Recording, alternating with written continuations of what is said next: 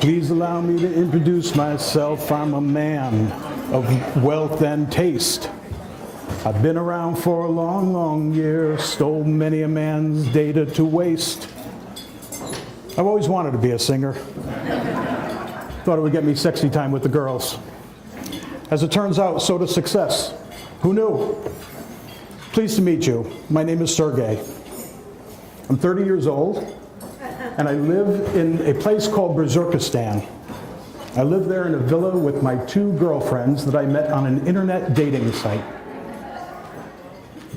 I'm the CEO of a cybercrime business, a very successful cybercrime business. Some people would call me a cyber criminal. I prefer to think of myself as an entrepreneur. I know who you are, where you live, your address, your age, your children's names, your maiden name, your married name, where you went to high school, your alumni association, your college, who you voted for, and what you ate for breakfast. And all that information you shared with me. I didn't even have to ask you. You empowered me and my team to extort you. That information we use to build our business. We also are out on a daily basis stealing information from thousands of different places and hundreds of million people.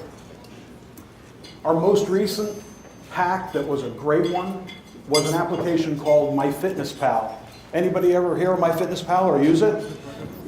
The bounty was 300, check that, 100 million user accounts. I have your name, address, username, password, driver's license information, your credit card number, what you eat every day, and how much you weigh. By the way, many of you are lying about both of those things. Let me tell you why I'm here today. I was asked by your speaker to come in and just let you see what a cyber criminal might look like. Our business is growing rapidly, exponentially. A lot of it is because people have not embraced the concept of the privilege of technology comes with the responsibility of protecting yourself. So it's people like your speaker, who I respect, but is my arch nemesis, are the reason that more practices, more medical associations, and more people are protected. Knowledge, education. So with that, I'd like to introduce your speaker, Peter Verlezza. You can applaud.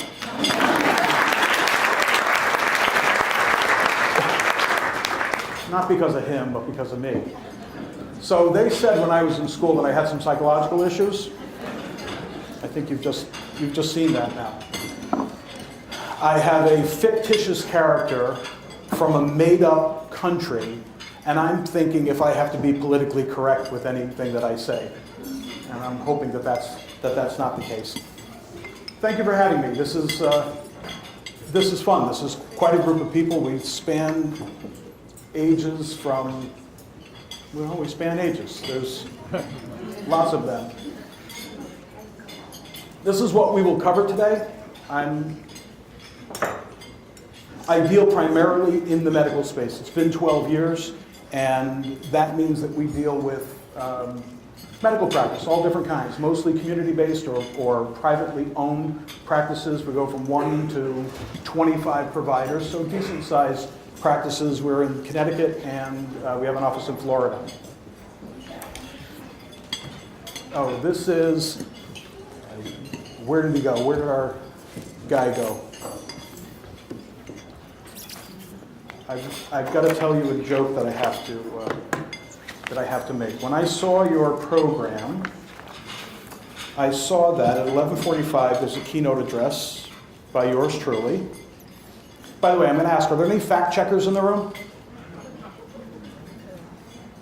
Most of this is fake news. Just want to know. But what struck me is, and I ask that all the time, 11:45 the keynote speaker, that's me. 1:30 there is a clearing up. So someone must be on to the way that I do presentations, because I'm figuring that there has to be some cleanup that has to get done after I'm finished. But then what really made me laugh was dropping acid after that. I'm like, this is beautiful. You should probably have dropped the acid prior to me saying anything. You would have been a lot better off. So this is a morphed quote from a pediatrician in southern Connecticut as a result of being hacked. When you're affected by a cybercrime through no fault of your own will, your community, your sphere of influence, in this case employees, patients, families, peers, call you stupid, irresponsible, or both. Yeah. There are measures that you can take to protect yourself. We're going to talk about some of those today. So this is me, alter ego. I've got a couple of best-selling Amazon books. I speak, obviously. Podcast. Member of InfraGard, which is the FBI and the private sector collaboration. And anybody ever hear of the Connecticut Medical Group Managers Association? Yep, that's a good one. Well, they're the organization in Connecticut, there's chapters all over the country, that people that manage and administer medical practices belong to. And I've been on their board for about 5 years maybe. I can't get out. So why is cybercrime a business? First of all, there's a lot of money in it. A lot of money. This number is probably a couple of years old. My guess is that it's near $3 trillion.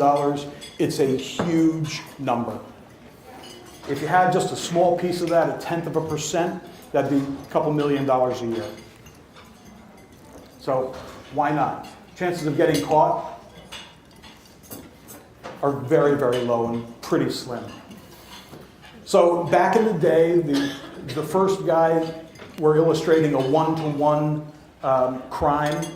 He has a gun, he has a knife, he has whatever. You're in a dark alley and he steals whatever. I guess I have to be politically correct. They steal whatever it is that you have at that moment in time. Not very effective, a little bit too much risk. The second is a one-to-many approach. So somebody, stops a train, a bunch of bank robbers get on the train, or they wouldn't be bank robbers, they'd be train robbers. They get on the train and they steal all the valuables. The third is where we live today. The valuables aren't always tangible. The valuables are digital currency, a name, address, a phone number, a credit card, all that stuff is digital. Anybody ever hear of Willie Sutton? All right, so yeah. About 2 months ago, I did a presentation at Florida Atlantic University for the Health Information Management Program. I'm getting better with knowing my audience. Health Information Management Program, faculty, students, and staff. Anybody ever hear of John Belushi? All right, that's a little bit better. So I had a slide that was a picture of John Belushi in the cafeteria in the movie Animal House, where he puts the cream puff in his mouth. And under it said, "Try to guess who I am now," and it spoke about the next slide. And there were blank stares throughout the whole room. And I'm like, does anybody know who this is? And they're like, no. Know your audience. Well, Willie Sutton, a bank robber, back in the day, it is alleged that he was asked after he was arrested, why does he rob banks? And his answer was, that is where the money is. Why cybercrime? That's where the digital currency is. That's where the riches live. And they're in a lot of different places, like my friend mentioned about MyFitnessPal. Does anybody lie about what they eat or their weight? Just wondering. So, cybercrime in this industry, no laws apply. They don't care. Sarbanes-Oxley, HIPAA, whatever it happens to be, it just doesn't matter. You need to be protecting yourself from the bad guys. They don't care about the laws. Again, it's very, very unlikely that someone will be caught easily. And we'll talk about why. So, Equifax. Anybody ever hear of the Equifax breach? All right, look to your left, look to your right. All three of you were affected by the Equifax breach. You know, the numbers are 150 or 160 million people of credit-worthy age in the United States. So those are adults of credit-worthiness age. That's like everybody. That's everyone. So on a scale of 1 to 5, any idea where it showed up in terms of its scope? No, you don't know because you have never seen my presentation. I'll tell you, it wasn't the biggest. Does anybody know what the biggest breach was so far to date? Anything? Yahoo. So Yahoo back in 2013-14 timeframe had 3 billion user accounts stolen. Has anybody had a Yahoo email address ever?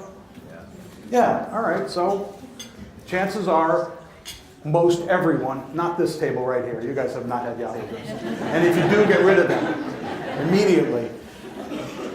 This was big. This was very big. It was a very big number. Now, the cost to Yahoo when they were making a deal with Verizon was almost $500 million less when this came out. It was a huge reputational issue associated with that.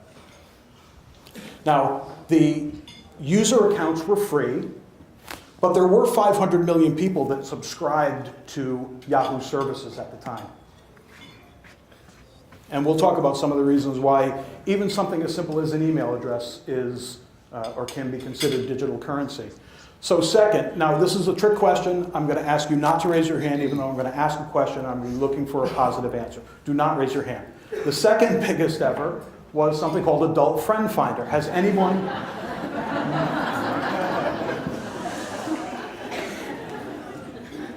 That was good. No hands went up. 412 million user accounts. So picture this. You get an email that says, "Dear," your first name, "we found your login credentials on Adult Friend Finder."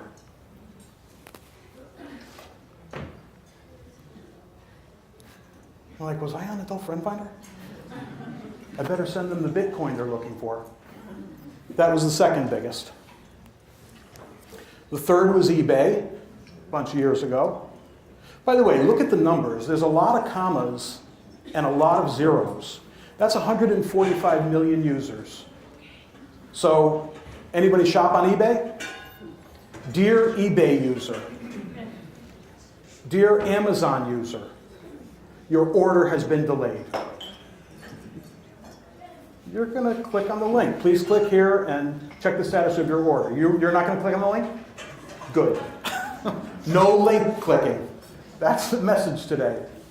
Equifax, lots of people. By the way, and I've got something, it's a personal security checklist later. I'll give you an email address if you want a digital copy of it. Equifax is not going to send you an email, period. The biggest thing that we found after a period of time after the Equifax breach was people were getting emails. Again, look to your left, look to your right. Everybody was affected by this. By the way, did anybody go and check if their account or their Equifax ID was affected? I did. I put in, you put the last 6 numbers of your Social Security number. I put 000000, and my last name was Jones with no E, but a 3. Jon3S. And it came back and said, you were affected. Just assume that you were. You are not. So this emails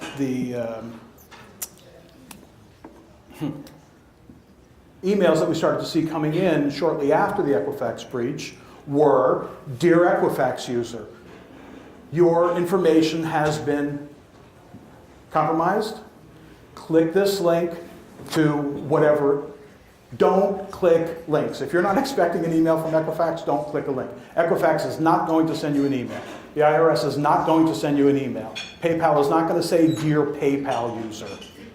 We'll talk about some of those things later. But that was That was big. Now, Equifax did certainly have people that subscribe to their services, so there is credit card information, there are usernames and passwords, but they're not going to generally send you an email and say, "Dear Equifax user, check your account, change your credentials, do whatever you need to do." And then Heartland Payment Systems was the next.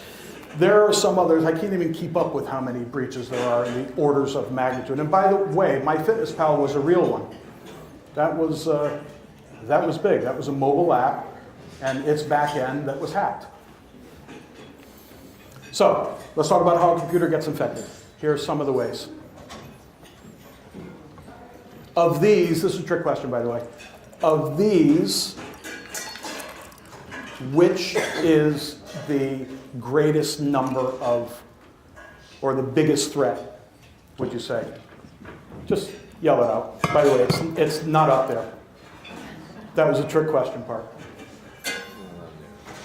The biggest threat to infecting a computer with a virus or a malware or something that will infect your network or even just your home computer is email. The biggest threat. There's a couple of ways that you get infected. One is an attachment.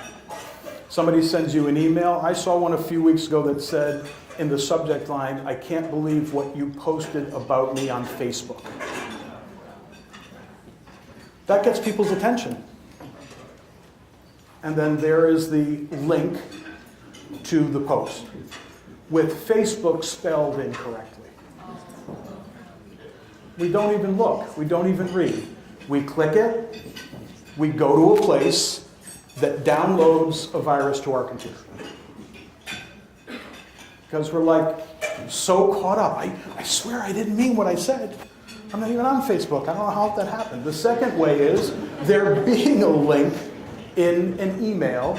"Dear Amazon user, your order has been delayed. Please click this link to verify the status." You click the link and you land at a page that looks exactly like Amazon's page. You put your username in, you put your password in, it's gone. Now someone else has grabbed that information. Now, they may send you to a page that has order information. Office 365, there was a hack going around with Office 365. What it says is, and I think I have it, what it says is, please confirm your email account. You click the link, it goes to an Office 365 landing page, you put username and password in, it says your account has been confirmed. Now, that person probably has your username and password to many websites that you visit. It's human nature. The biggest way to infect a computer is email. And their attachments. Oh yeah, here we go. So this caught my eye for a couple of reasons. The first was it said in the upper left corner, ISP help desk. By the way, this is supposedly an email that came from Microsoft. I don't even know that it says Microsoft anywhere. But it said ISP help desk, and that kind of caught my attention. But now I'm like, who is Sue Maui from AMT Fruit? And now I'm reading down, this is to notify all Office 365 user, all of them, all of the single user, that we're validating active accounts. And I'm like, my account looks pretty active. I just got this email. This is my email account. Sincerely, Help Desk, Office of Information Technology, Office 365. Doesn't say anything about Microsoft here. So what did I do? Of course, I clicked that link that said validate email because I wanted to try it. Not on my computer, I did it from one of our test computers. And when I clicked that link, it went to a beautifully designed Office 365 page. And I put in anything as a username and anything as a password, and it said your account has been confirmed. Like that's scary. That's scary. I just need to be a little bit more mindful. I is the global I. A little bit more mindful of what's coming in and what I'm clicking on. That is an email, the number one way of getting a virus.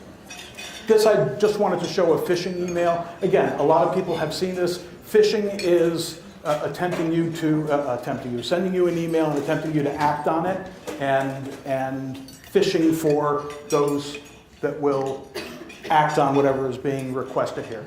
So, dear email owner, fund beneficiary, if you're getting a valid email from someone who you do business with, especially if they have credit card information or any personally identifiable information, you will be personally identified.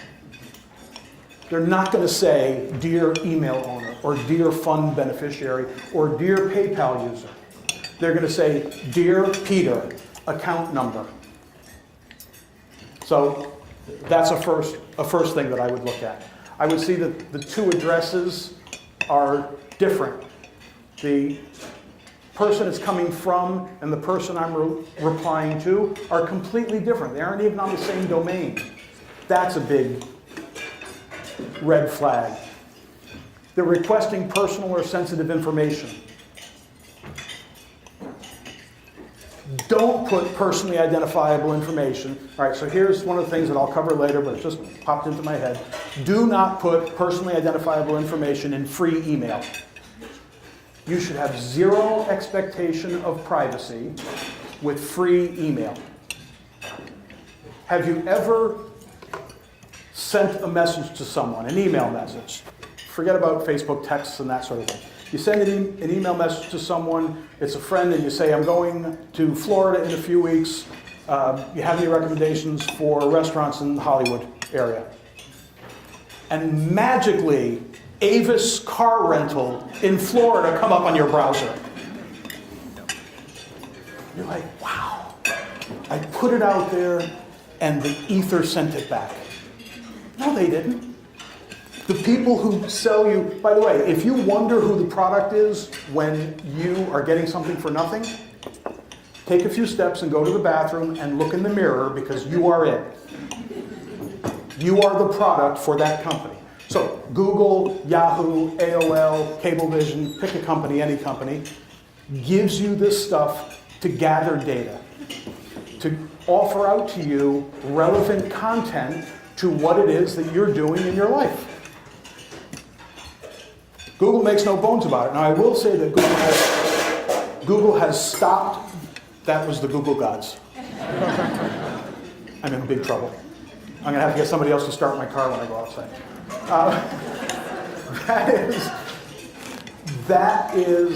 Google has stopped the practice. They said that they no longer practice that kind of marketing, however, still have the technology and capability. So don't send email. You know, I'm only sending my tax information to the accountant. What's the big deal? I'll send it through pick an account, any account. No, it is a big deal. It has your name, address, phone number, social security number, and lots of identifiable information for you that could be used against you, and probably would. And I say against you in multiple ways to get that digital currency. So here's, again, I don't want to fall off the stage, spear phishing, same kinds of things. So let's talk about ransomware. I've got a funny story about ransomware. Anybody ever hear of ransomware? Okay, so ransomware, you can tell by its name, is malicious software that when you are infected, you must pay a ransom to get your data back. It's really very simple. That's how it works. There is a dollar value associated to getting it back. There is a timeline associated with getting it back. So I'm going to tell you a funny little ransomware story. It's a little embarrassing, but I was here singing as a fake person. My wife's computer was infected by ransomware. I was in Nashville. I get a telephone call. By the way, that week we had upgraded her laptop. We got her a new laptop. I got her a new laptop. I brought it to the office. This is our business. This is what we do. Shoemaker and shoes, I know. So I was, after my guys got done working on it, I was told to do two things. Take the laptop home, thing one. Thing two is to plug the backup drive in. I did one of the two things.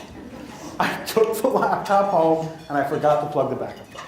Okay, so now it's Saturday morning, I get a phone call, I'm in Nashville, and my wife says, I can't open up the board meeting minutes.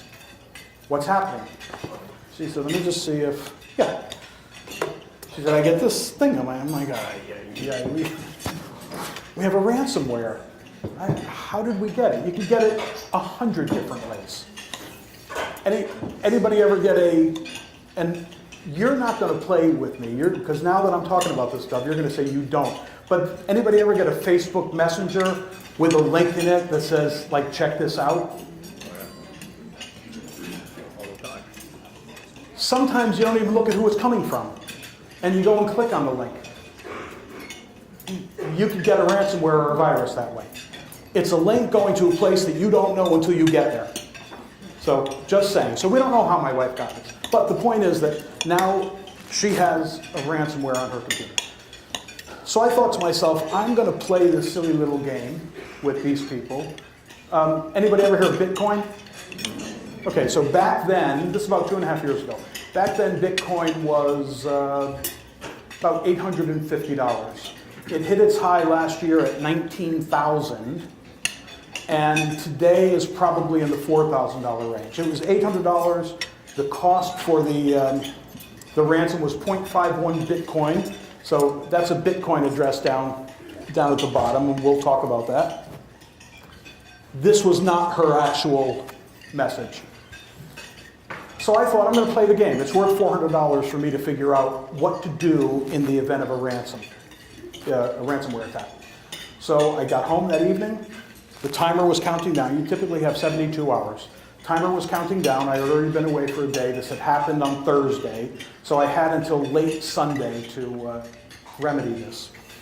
So they are fantastic, whoever the they is, with their instructions and their procedures for how to recover what happened to my computer, how to pay. If you scroll down, it shows you other different payment methods. So at that time, it wasn't so easy to get Bitcoin. You couldn't just go online and buy $400 worth of Bitcoin. By the way, for the record, Bitcoin is completely anonymous. Digital currency is completely anonymous, and once the transaction is made, it's gone. The money is gone. So it's not so easy to go and buy Bitcoin back then. I was able to buy, or as I'm doing my research, it's $10 a day. I needed 400. It's Saturday evening, and I only had until Sunday at, let's say, at 6 o'clock.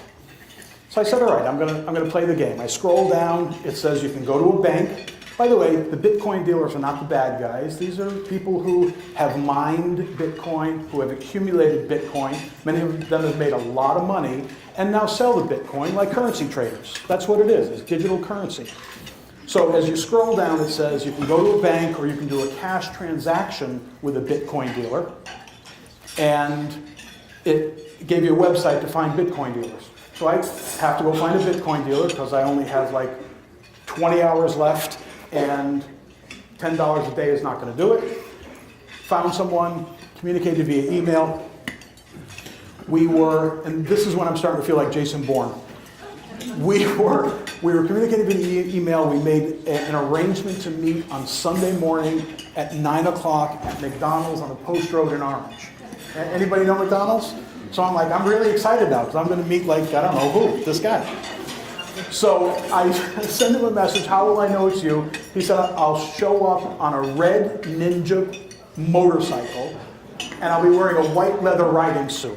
I'm like, we're going to dive over tables, we're going to wreck this place. So I'm standing, now I got to see what's going on. I'm standing in front of McDonald's on the side and I hear, and here comes the bike and he pulls in, he's got a big white helmet on and a GoPro. All right, this is what I'm talking about. This is cool stuff. Now, the previous evening, I opened up a Bitcoin account. I got a Bit wallet. I was all set up, and I made the request of this person. This is his address. You can see it's pretty easy to remember, and you know exactly where it's going. I sent my request for 0.51 Bitcoin to this guy. By the way, then I would do presentations like this. I say a couple years ago. I would open the presentation with somebody take out a pencil or a pen, write this number down. It would be the price of Bitcoin when I start. When I was finished, pretty regularly that changed. In some cases it had doubled. It had changed 30%. I mean, it was so volatile all over the place. It's kind of settled down now. There's about 1,500 different digital currencies now, so things are settling. With that said, made the request to that address, got a confirmation back, met this guy Sunday morning, we sat at the table, I handed him cash, he did this, in my Bit wallet on my phone, 0.51 Bitcoin showed up. This is so cool. So I go home. Now I'm ready to make the deal. I go home. I get the address, and I send the Bitcoin that I have to the address that was given to me. And I was $7.50 short. Ooh, I forgot about the... I don't know if it was the VIG or if it had just changed, but I was short $7.50. I can do $10 a day. So here's where the shower comes in. Because now I have to go online and I have to find a Bitcoin dealer that will allow me to use a credit or a debit card to purchase $10 of Bitcoin.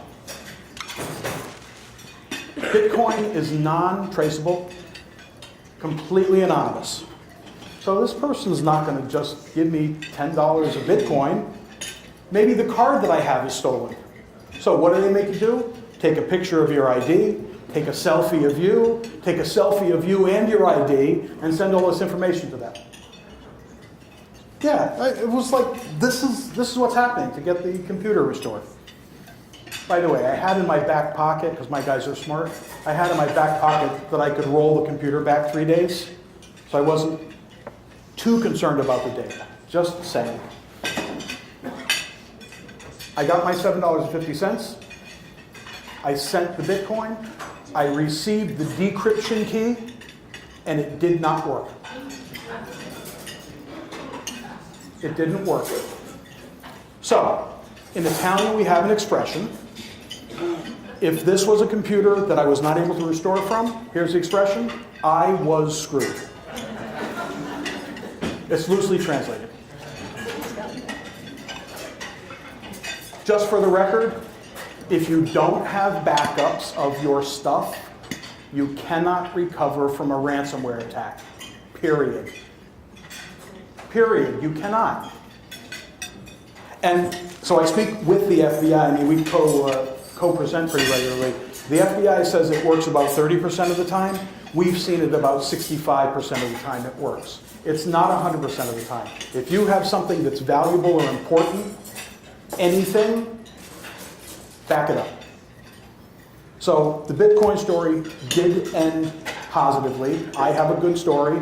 My guys were able to roll the computer back 3 days, and we were able to recover from it. It was only 4 days old, so I didn't have a problem. That's ransomware. Anybody affected by or heard of it? Really? All right, that's good. I've got a friend that owns a cigar shop in North Haven. He sold it. He ran his business on his laptop. That was accounting, so that's all accounts receivable, accounts payable. It's everything that he had, and he was infected by ransomware, and he had to start new. He had to start fresh. His didn't work either.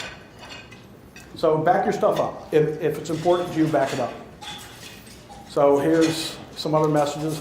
It took me 12 months to figure out what this was saying. I had to go learn Mandarin Chinese. I forgot you could just pull down the thing and change it to English, and I was way past what the time frame was on it. So back in 2017, anybody ever hear of the WannaCry virus? Okay, WannaCry was a big deal. It was the biggest worldwide ransomware attack ever. And it infected and affected some pretty significant people. Oh, I want to go back. How do I go back? Anyway, the National Health System of Europe was affected. There were lots of people affected. So what it means when you have a ransomware, You go to open up a file, you go to an EMR record, you go to a Echo, whatever you happen to go to, it will not open. And you get that kind of message that says, this file has been encrypted. That's a problem. I got a friend that runs an orthopedic practice in Lower Fairfield County. They were out of business. They had good backups. However, it was going to take too long for them to recover. They did pay the ransom, worth about $38,000. It did work. However, they were out of business literally for 2.5 weeks. No EMR, no x-rays, no email. I mean, you know, think about it. We're all like happy, hunky-dory, things are just moving along, and you go out to your car and your laptop is stolen. And now you're freaked out. You don't even know why you're freaked out, but you are, because it's stolen. You've been violated. So here's just some, you know, some of where hackers come from. My friend Sergei is, you know, kind of has to live above the line here. State-sponsored is huge. These are countries that have these cyber warriors who attack institutions for lots of different reasons. Hacktivists, political or ideological motivations, script kiddies. They're not always kiddies. They're messing around, trying to get on. I mean, so, all right, I'll tell you what I do. I go into restaurants. I ask for the Wi-Fi password. I log onto their Wi-Fi. And the very first thing that I do is go to a default address. Up comes the username and password for the router that they use. And I go on the internet and I say, what is the default password for a Linksys FR52G? I get it. I try admin. Oh, 70% of the time it works. So now I have control of their router. Big deal. What are you going to do? I'll tell you what I'm going to do. I'm going to create myself a silent little network, and when they close, meaning no one can see it, when they close, I'm going to go out in the parking lot, connect to their network so it's not traced to me, and do things that I shouldn't be doing on my home network that it's going to show on their activity. That's one of the things that I could do. So that's what these... Sorry I'm doing this during lunch. I hope no one gets sick or anything. Script kiddies, cyber terrorists, there's a real thing. Blackhat hackers, these are the bad guys who are trying to make a profit, hacking into networks. And then you have the people who were Blackhat hackers and now figure they want to get on the right side of the law and become ethical hackers. So let's talk about some popular websites. Let's talk about some of the reasons why people might want to get into your Facebook account or social media. So, interesting statistic. It's a little bit old. My guess it's probably, 1.5 million accounts. This is on a daily basis. So more than 1 million accounts are hacked on a daily basis. That's a big number. Some just for fun, forced shares, forced follows. The bottom one is the biggie, for information. So I did a meeting, actually, it's former president of the Connecticut Medical Group Managers Association. She was sitting right there. And I said, for information, like people use their pet's name and their grandchildren's birth date as password. I thought she was going to jump out of the chair and tackle me. She said, how did you know that? I'm like, please say it's not so. That's information that they're going to find out on one of your social media sites. And by the way, you don't need to be a rocket scientist to figure out all the different iterations. You take all this information you find, you put it into a computer program, and in a split second, it's going to spit out thousands of passwords, not out to you. It's going to them trying to get into your router at home or your computer or whatever it happens to be. That's the reason, is information. So here's the kind of things that you're going to find on any of your social media accounts, more or less.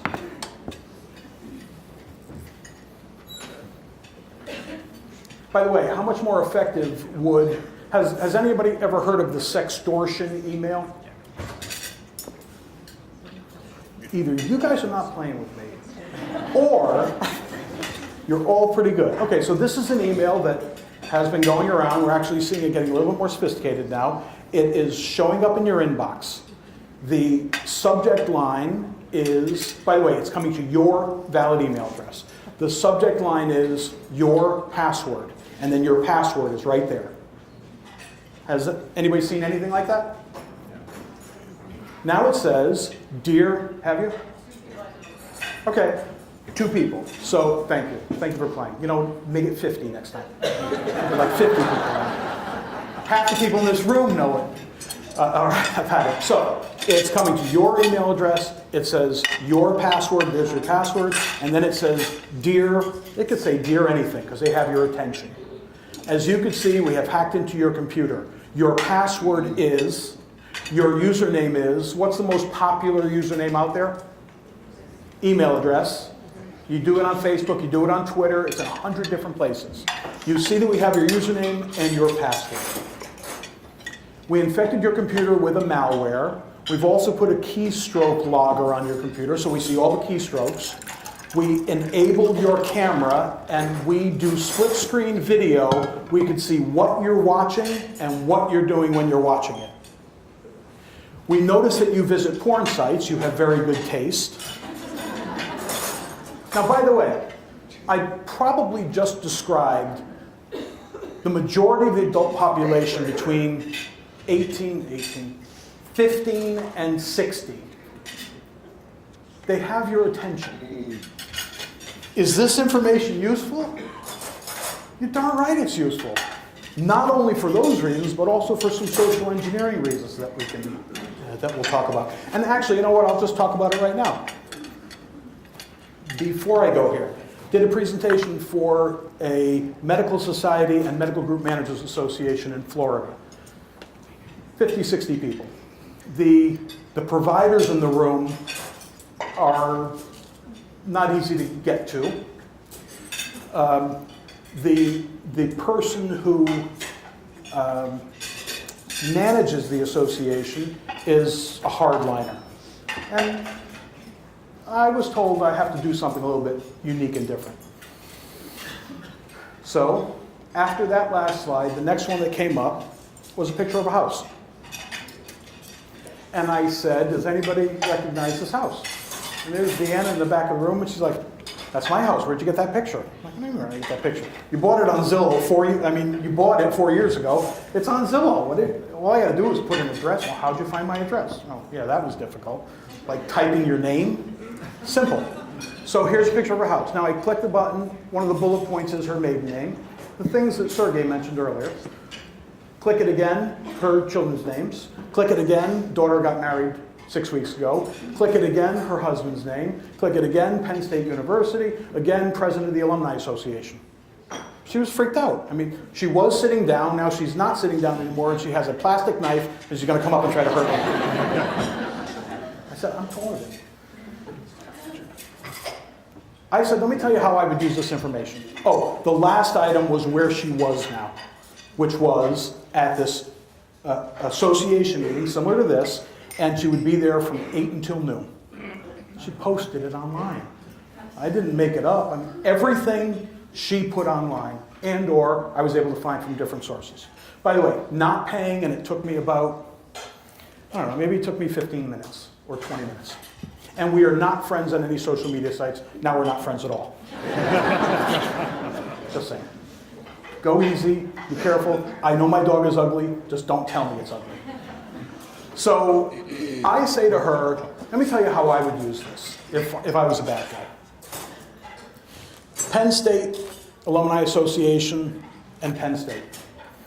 I know you're at this meeting. I know that you can't be disturbed for the next 4 hours.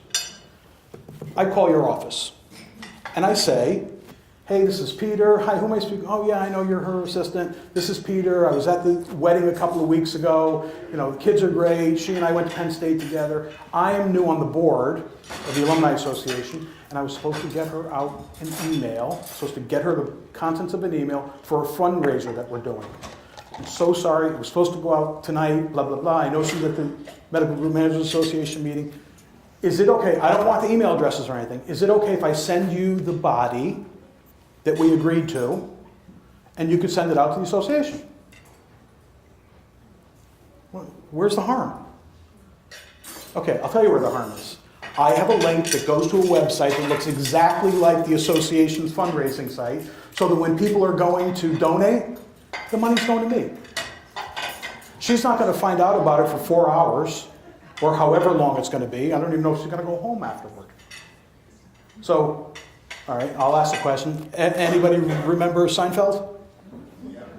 When you control the mail, you control information. When you control the email, you control information. So, all right, so just how stuff is used. Please stop checking in. Please don't give your information out ad nauseum. Here's one site that was taken offline, a site and an app, Girls Around Me. So, Girls Around Me allowed a person to identify girls. It was specifically girls, and that was the name of it, so I'm using the word girls, who have checked into venues near where you are, and based on publicly available data from Facebook and Foursquare. Yeah, okay. So, I walk into a Starbucks. I have my Girls Around Me app. I see that someone is here. I want to connect with them. I hit the person on my app. It brings up the information similar to what I brought up on that other screen. And all of a sudden I have something in common with this person. You know, and I'm waiting for my, whatever you call the thing. I'm not even smart enough to go to Starbucks. And I'm standing there and I'm like, so, where are you from? I'm from State College, Pennsylvania.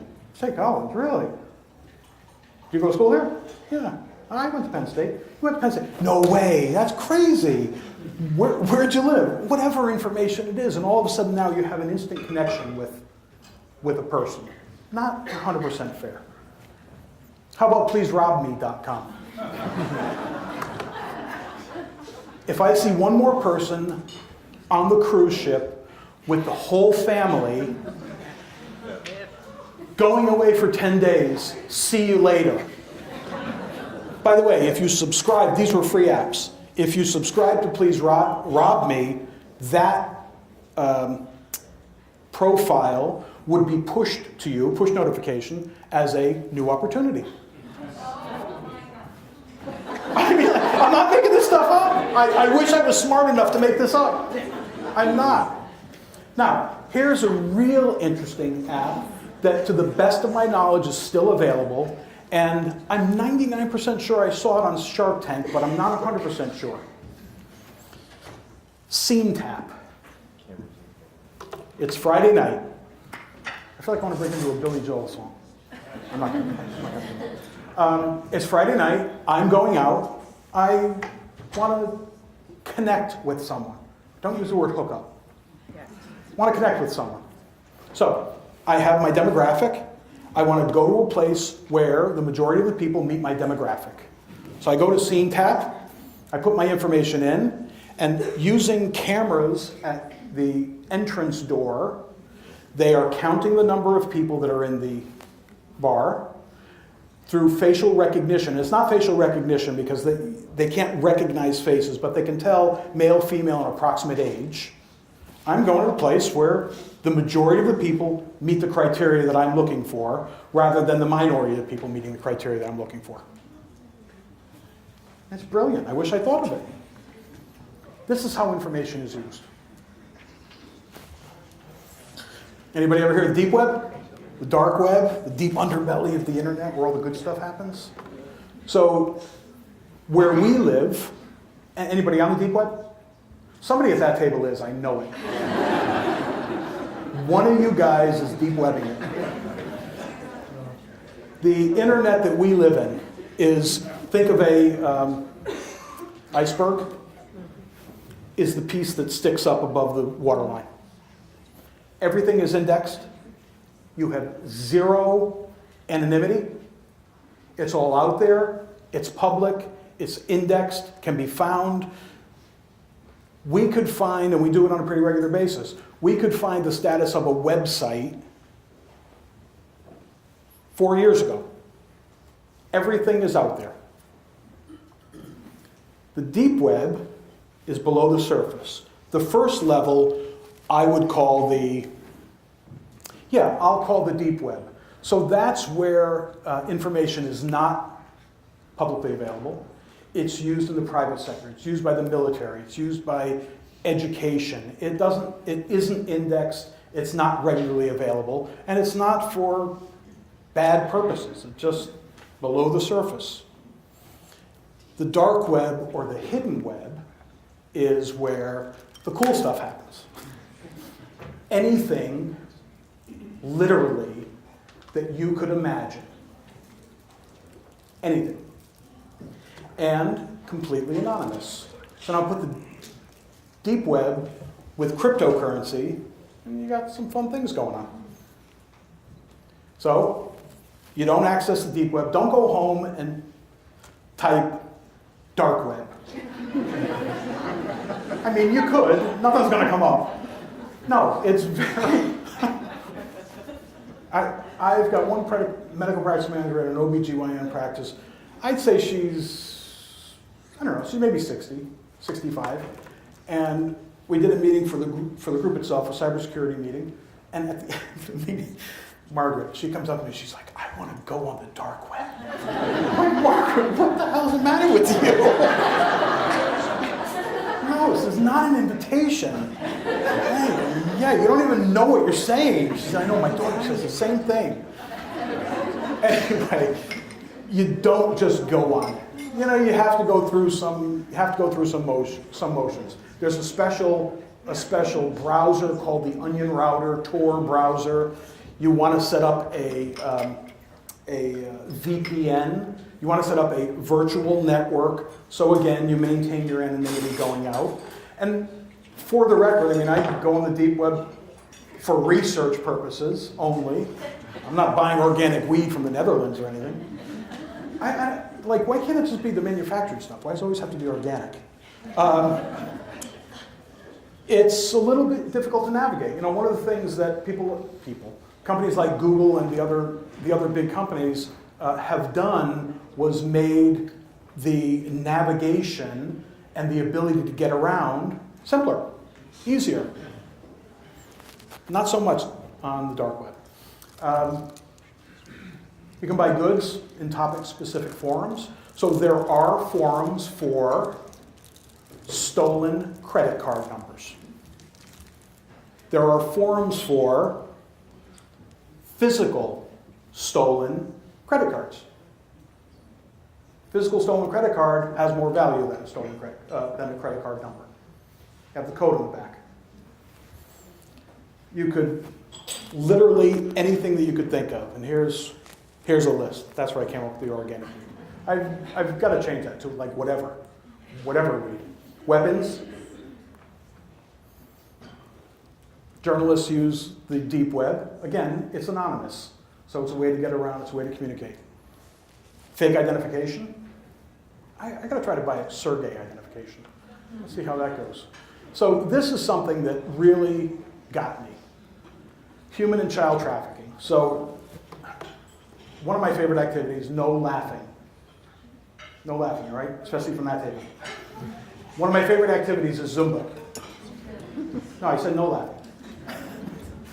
And I'm standing next to a person that I know, Jill, and we're talking one day. I had done one of these meetings. She works for the Department of Child and Youth Services, and it's in between songs. I'm trying to catch my breath. And she said, hey, I got a promotion at work. I'm like, wow, that's cool. What are you doing now? She said, I'm in the Human and Child Trafficking Division. So I'm like, talk about taking the wind out of your sails. I'm like, really? Like, do we have an issue here? This is Milford, Orange, Connecticut. We have an issue here? She said, one of the best known places in the state is right in Stratford. It's a motel where these handoffs are done. Oh my God. Where do you do your research? She said, on the dark web. And it's been pretty successful. Anything that you can imagine. Which is why Margaret's not going on the dark web.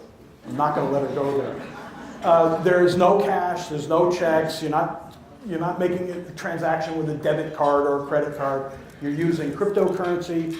Everything is anonymous. Everything is a one-shot deal. Bitcoin happens to be the most popular, and that's the segue into Bitcoin. So Bitcoin is cryptocurrency. Cryptocurrency, in my opinion, is brilliant. Like our dollar, it's not based on anything, basically. It is reported that this group of programmers goes under the name of Satoshi Nakamoto, and they're the ones that invented it. It's a peer-to-peer transaction. There's no third party. It is much more secure because there are lots of people watching the transactions and verifying the transactions. It's interesting, but generally, Bitcoin is a cryptocurrency. There are approximately 1,500 or 1,550 cryptocurrencies out there. Ethereum, Bitcoin Lite, they're all out there. Yes, I do trade Bitcoin. So let's talk about what stuff is worth out there. Credit card details, $2 to $90. iTunes account. FedEx. You know, somebody would buy one of these just for a single transaction. For $4, you can buy hacked credentials. So people ask, like, why would I want a hacked credential? Why would I want somebody's credential from GoDaddy? What if I want to put up my own website that is child porn? I don't want it to be on any server that comes back to me. So I buy somebody's hacked credentials, and I put a website up there to do the bad activity that I doesn't want to be tracked back to me. That's why. There's lots of different reasons. Facebook or Twitter accounts. There is on the dark web, and by the way, you can, well, here's where you would do it. Hire a hacker. Hireahacker.com. For $400, a hacker will hack into someone's Facebook, or actually the $400 is Facebook. For $400, they'll hack into somebody's Facebook account. You pay $200. They send you proof back that they've gotten into the account. You send the other $200. They send you the credentials. Physical credit card is worth a lot more because you have it. How about an EMR record? What can you do with the first 2 pages of an EMR record? Set up an identity. Pardon me? Set up an identity. You can set up an identity, exactly. So identity theft. The other thing that you can do is you could have services rendered for someone. First couple pages.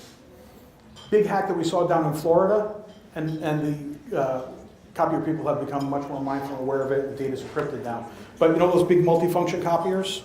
Fax, scan, email, all this stuff and copies? Whenever you put a document into them, press the copy button, the document is written to the hard drive. Everything, all in and outbound activity, written to the hard drive, then it goes to its destination. So now I come in, sunglasses and my little thing sticking out, and I say, I'm here from the copier company. You having a problem with copier? You're always having a problem with copier. Always. The copier, the phone system, and your internet connection.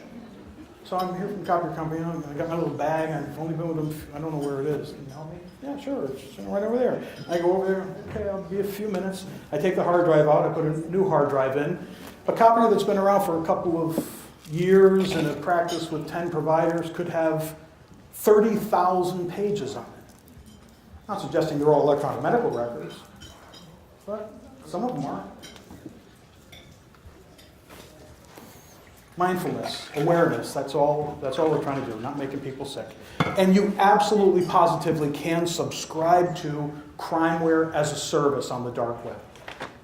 You can pay a third party a monthly subscription fee to give you the tools necessary for you to do bad things to other people.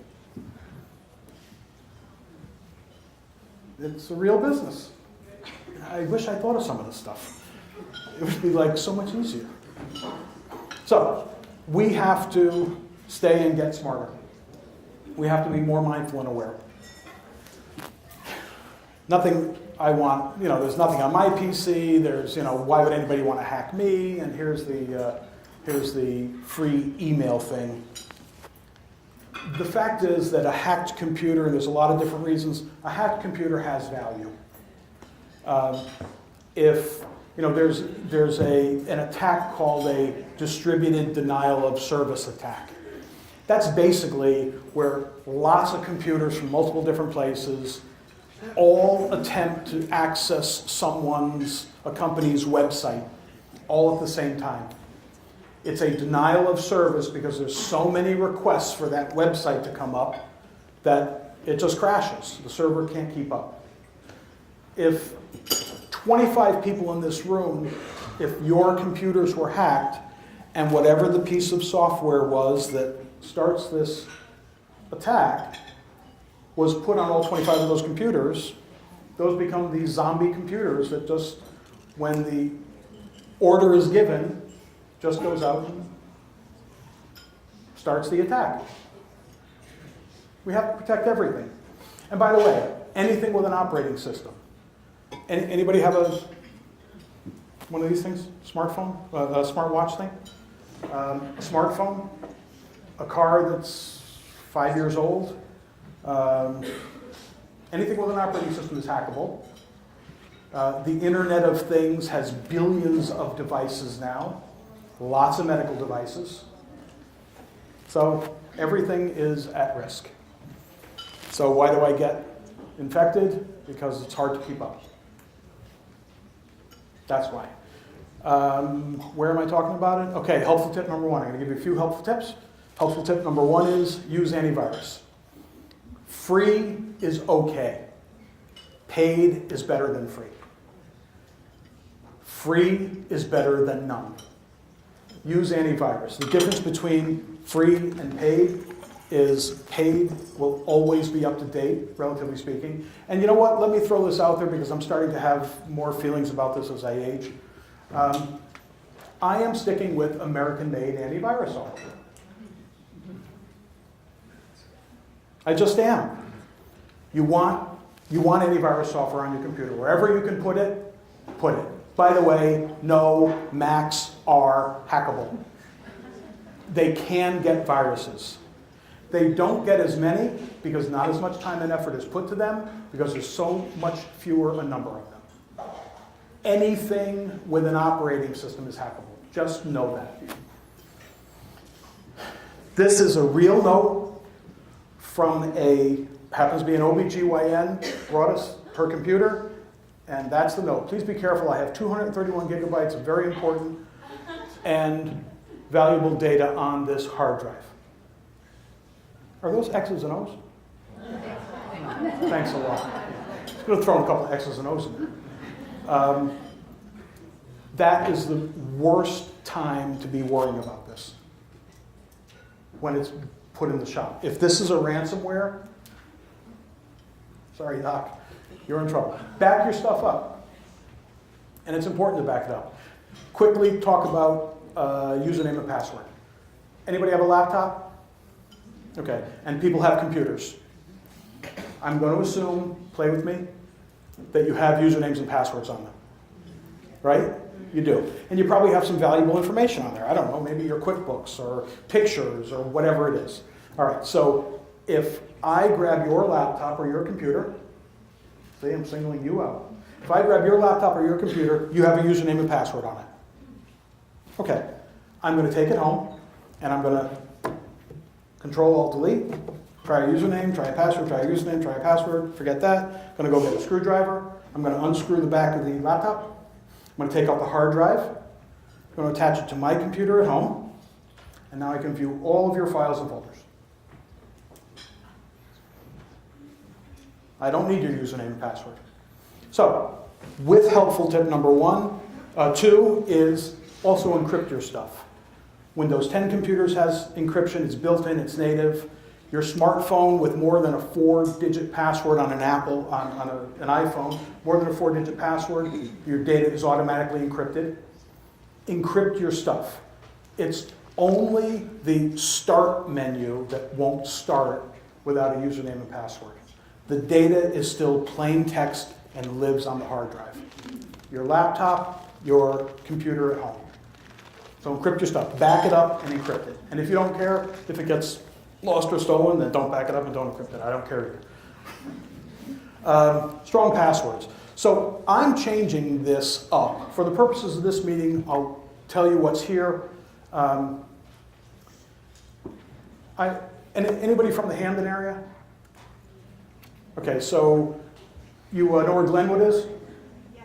All right, so we're like diagonally across from Glenwood, right where the post office is. Got the building about a year ago. I thought it's right in the corner at a traffic light across from the post office in Walgreen. I'm like, this is a perfect place for a digital sign. I got my wacky messages every day or every week that I put out.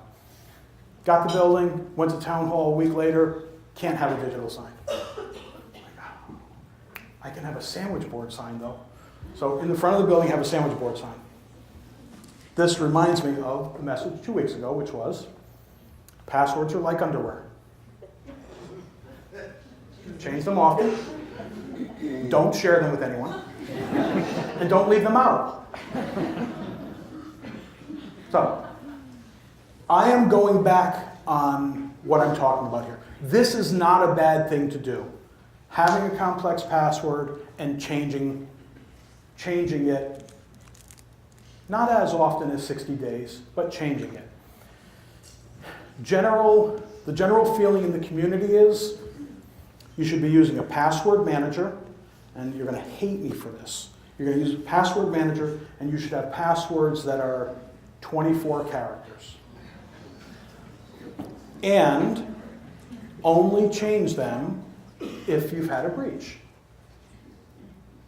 Now, you need a password manager or you need a phrase, but this making them 8 or 12 characters and changing them every 60 days really gets people's angst up. It really makes people crazy. Use a password manager. It's important. It's a lot harder to break a 24-character password than it is a 12-character password. It just is. So the chances are, whomever is trying to do that moves on to the next person. So here's a thought with a strong password. My dog Spot is 5 years old. I've got an issue now because my dog Spot is dead. So there's no more 5 here. So you pick something that you have to change annually that is complex, that has uppercase, lowercase, number, whatever the other thing, special symbol. And the way that I would make them different, and I do this, is I put the name of the site that I'm visiting, the first 2 letters in front of the password. So the base password is still the same, that MDSI thingy. And then for Amazon, it's AM. For PayPal, it's PP. And now it's different location to location.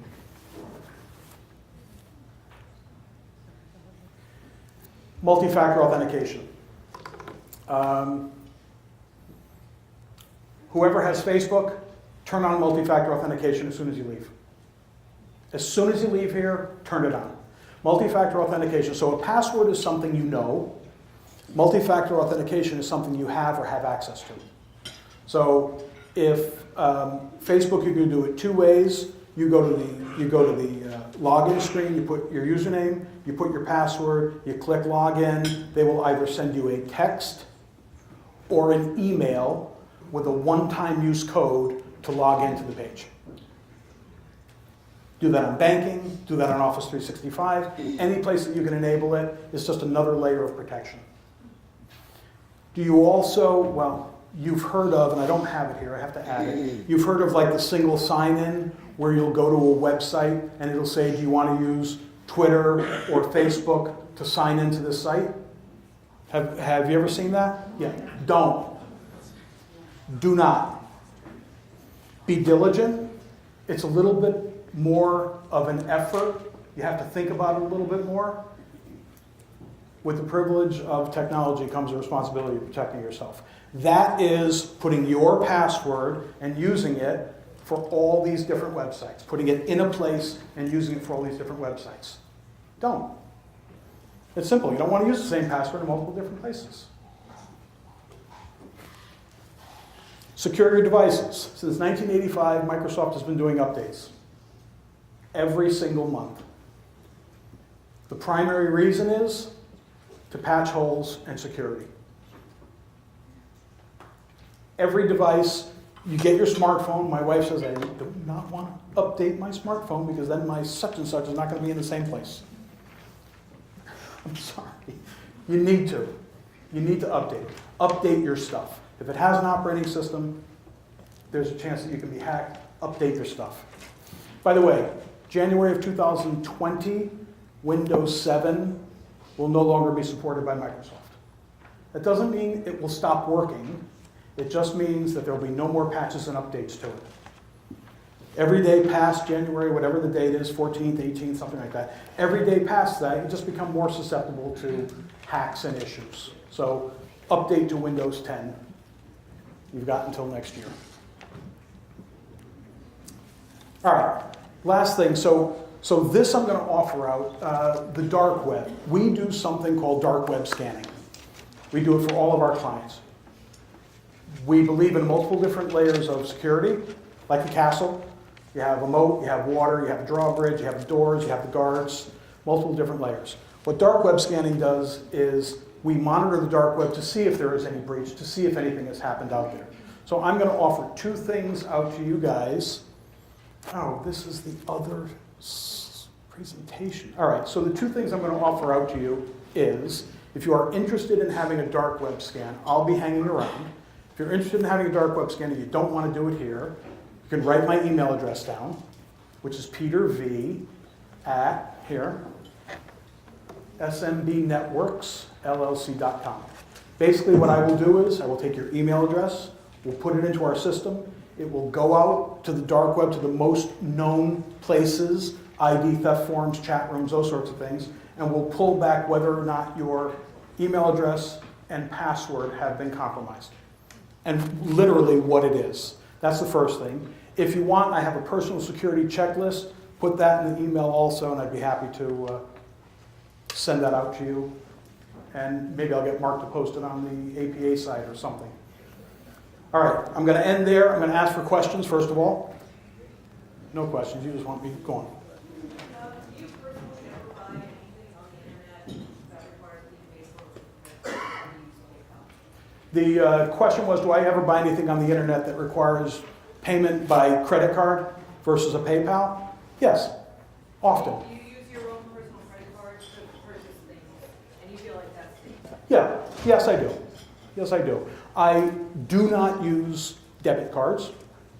The difference between a credit card and a debit card is when a debit card is hit, the money is gone. Now, the banks do and will work with you, and it's different for personal versus business. Yes, I do. I do feel comfortable. You know, I have my guard up with multi-factor authentication and the other kinds of things. I saw another hand, yes? What VPN would you recommend? What VPN would I recommend? There's lots out there. I use IP. Pardon me?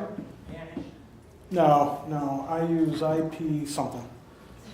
It's so secret I can't even tell you the name. I can't think of the name. There's plenty of them out there. They run, $8, $10 a month. Basically what it does is you open up an application that connects you to privately to a network so that all your traffic is secure. Others? Thank you. Oh, wait. Go ahead. What antivirus do you use? Pardon me? What antivirus do you use? Something called WebRoot. There's lots of great ones out there. Use a good one. Yes?